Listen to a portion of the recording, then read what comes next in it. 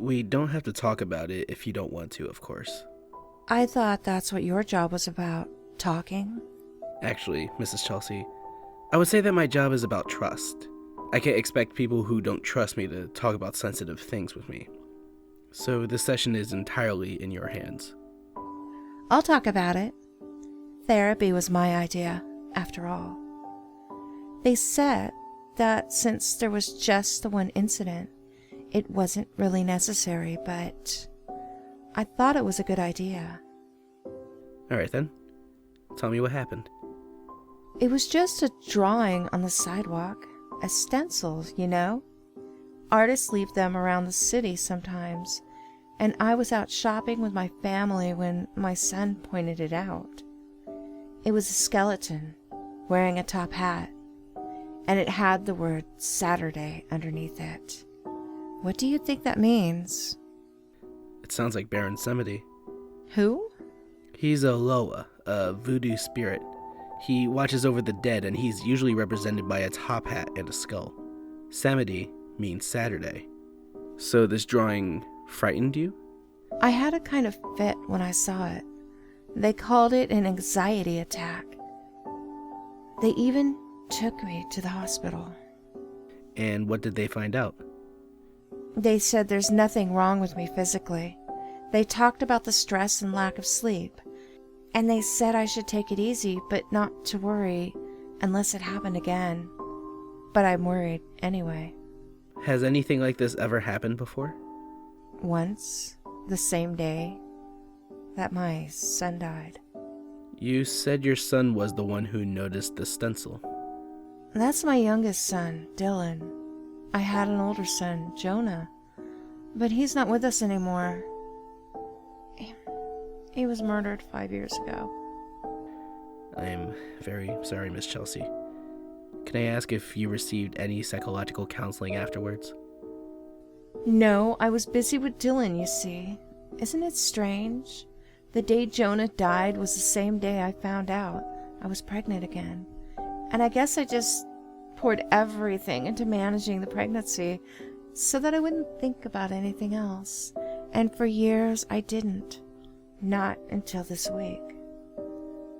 Should I talk about the murder? As I said, you don't have to talk about anything you don't want to. I'll talk about it. Jonah was 15. I had him when I was still in high school. He was very gifted. He played the cello and the piano, and they made him the organist at our church. That was what got him into trouble. The minister was friends with my husband, Jonah's stepfather, and he loved to hear Jonah play, so he put him at the organ. Everyone loved him. It wasn't just that Jonah was talented. He was, I guess you could say, he had a performer's charisma. I'm sorry, it's hard to talk about. It's alright, Mrs. Chelsea. Should we change the subject? No. I've already said this much. Something people liked about Jonah. He would always play the hymns, but he'd play some of his own music too. Before and after the service, he composed his own material. It was very strange sounding, but everyone liked it. Well, almost everyone.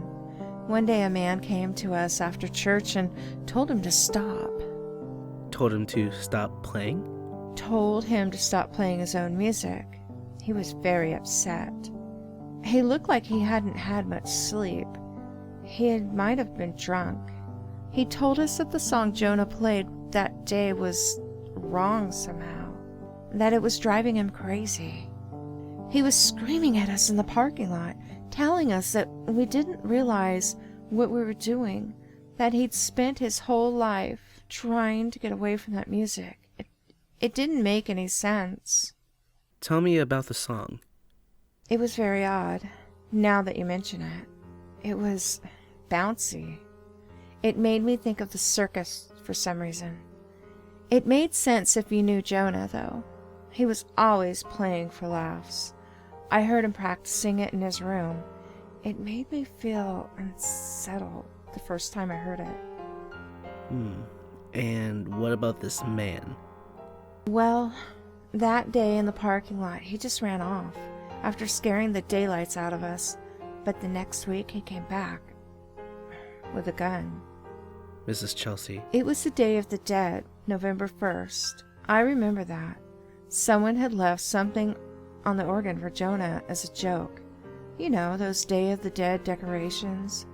The little statuettes of skeletons doing everyday things. Skeleton housewives cooking, or a skeleton barber with scissors and a razor, or... A therapist. Huh? I have one that's a skeleton therapist with a skeleton patient on his couch.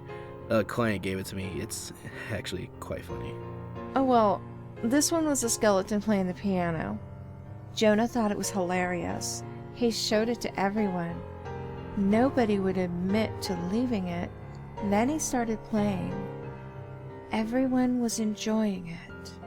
He was coming to the end of the song, and then that man from the week before stood up, and then... Where is that man now, Mrs. Chelsea? In a mental hospital. I visited him a few times. He cries a lot and tells me his story, but he says, "You must understand why. You, of all people, must understand why I did it." I don't know why he says that, but the thing I remember about that day, now that I never remembered before, is that little Day of the Dead statue. The skeleton was wearing a top hat, you see. So the stencil drawing reminded you of it. No, that wasn't it. I mean, I suppose it did. But, Doctor, I've never told anyone this before. But the day that Jonah was murdered, everyone assumed I was hysterical because of what happened. And I was. But it started before that. It started when I saw that little statuette on the church organ. Something about that figure, the skeleton and the hat, it terrified me. It scared me so bad that I wanted to stand up and shout to Jonah to run away from it. But I was too frightened to even move. And by the time I could, the man with the gun had already... It's all right, Mrs. Chelsea. But you're sure that your fear response started before the shooting, not after? Yes. Yes, I'm sure. So the skeleton and the hat, that image upsets you. Do you know why? I can't imagine. Can you think of the first time you ever saw it? Well, when I was a child, I used to have a nightmare. There was a little girl in a room. Was it you? It might have been, but it was hard to tell. Whoever she was in a dark room, and she was crying. And all around her there were these, I guess, puppets or dolls, and they were screaming. The puppets were screaming? Yes, all of them. Screaming and screaming, and the little girl was crying. Did you have this nightmare a lot? All of the time, when I was 5. What does this have to do with the skeleton in the top hat? That was one of the puppets. That's the first time I can remember seeing that image. Well, not seeing exactly, but that's my earliest memory. I see. What did your parents do when you told them about the dream? They took the TV away. Why? They said that I had the dream because of something I saw on TV. Do you remember that? No, and I didn't at the time either, but they insisted. It was actually very strange, now that I think about it. It seemed to scare them somehow. Of course, it's hard to remember. I was so young, you know? Of course. Do you still have this dream? No, that is not until very recently. But you've had it again. Yes. Just after the stencil drawing and the anxiety attack. That same night, actually. But only that once, and that was the first time in 40 years, I guess. It's normal, right, to have that dream again. after seeing something that reminded me of it. We don't really deal in words like normal or abnormal here, Mrs. Chelsea. I would say that it is noteworthy that you had the same dream after so long, but I don't think it's something you have to worry about. Can I ask, was anything different about the dream this time? Yes. And what was that? One of the puppets, it looked like Jonah. It's alright to cry, Mrs. Chelsea. Here, dry your eyes. I can imagine it was very upsetting, but it's important to remember that dreams are your mind's way of trying to tell us something. Can you remember any other strange dreams about your oldest son? For a while, right after he died, I would have one where I was standing on the shore, watching him sail away on a big ship. That's a very common image. No, not like this. There was something wrong with that ship. Something terrible. And the people on it with him, they weren't people. Not normal people. I had the feeling they were, kidnapping him. Carrying him away. Like they were... Pirates? Yes, that's it. And I heard music too. Strange, jumbled circus music. It sounded a little like the song that Jonah played in church. And come to think of it, he told me that the song came to him in a dream first. It might have even been a dream about a ship. I didn't pay much attention. I remember I even faked having to make a phone call so I could leave the room and stop listening to him talk about it. Isn't that terrible? But at the time, hearing about his dreams upset me very much. Let's move on.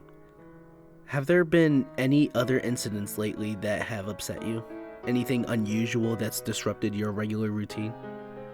I'm not sure what's important. Anything might be important. We won't know for sure unless we talk about it. Well, a few weeks ago, this was before the panic attack, I was at a toy store, trying to find something for Dylan.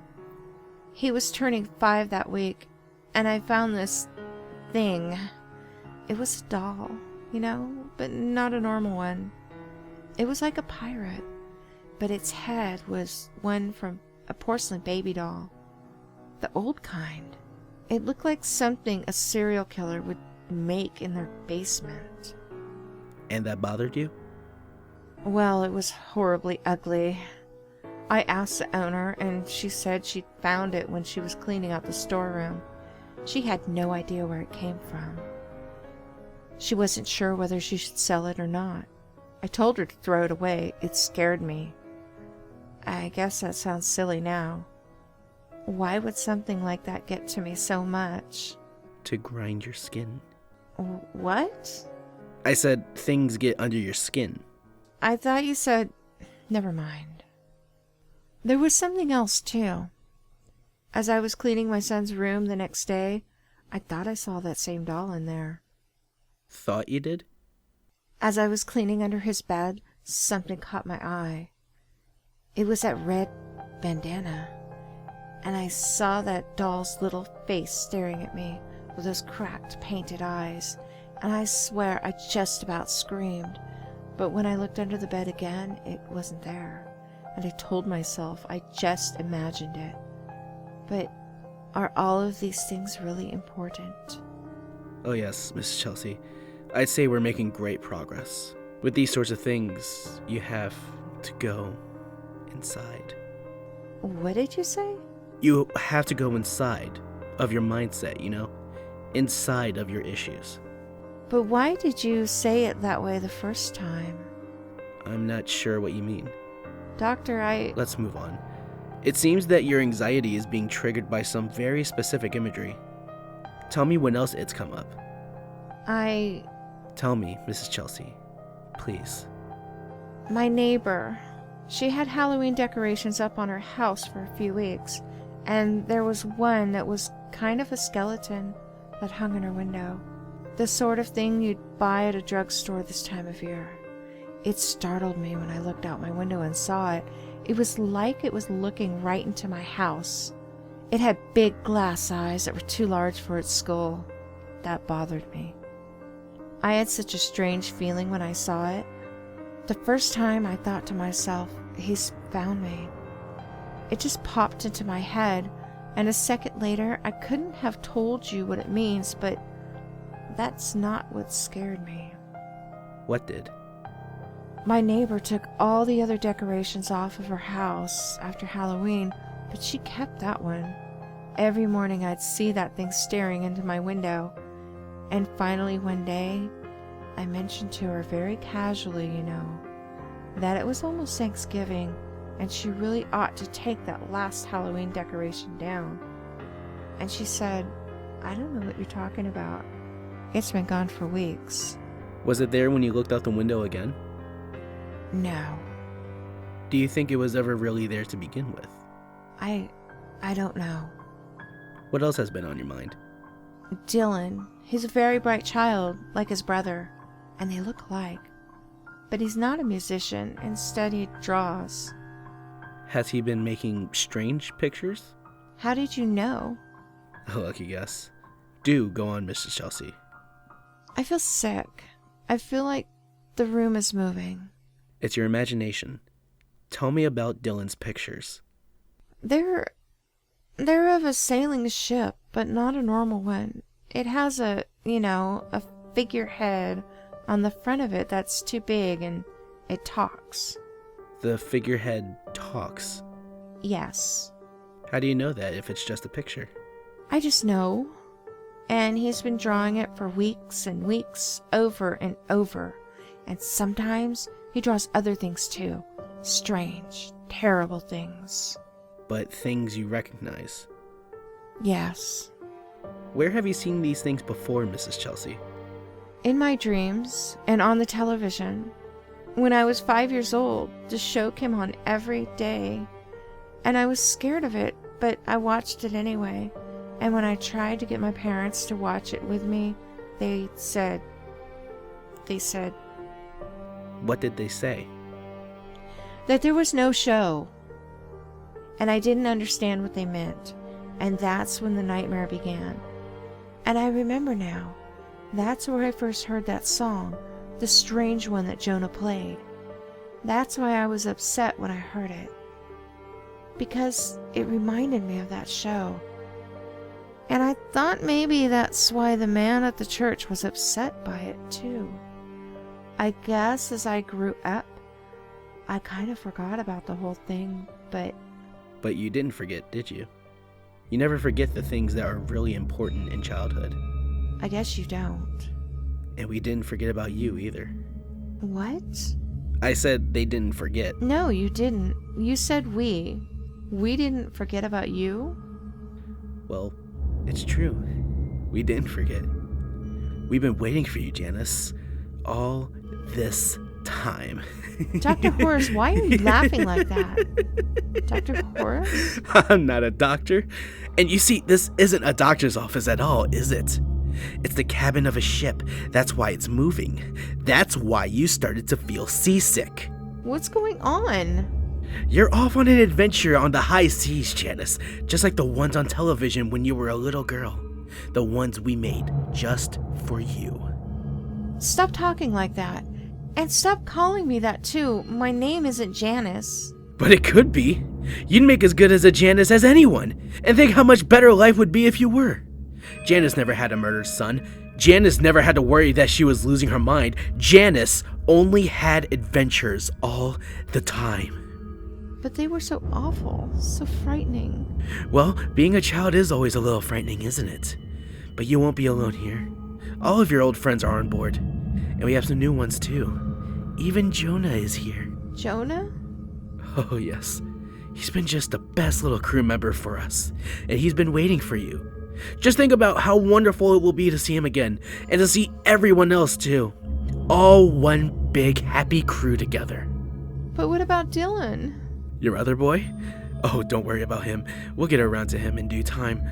But do you hear that, Janice? I hear a voice. And what is it telling you? I don't want to listen to it. I don't want to be here. I want to go home. This is home, Janice. This is the home we made for you. The home that's been waiting for you. The home that you'll be in forever and ever. The voice that you hear, why, that's the voice of your new home. And what is it saying? What is it saying, Janice?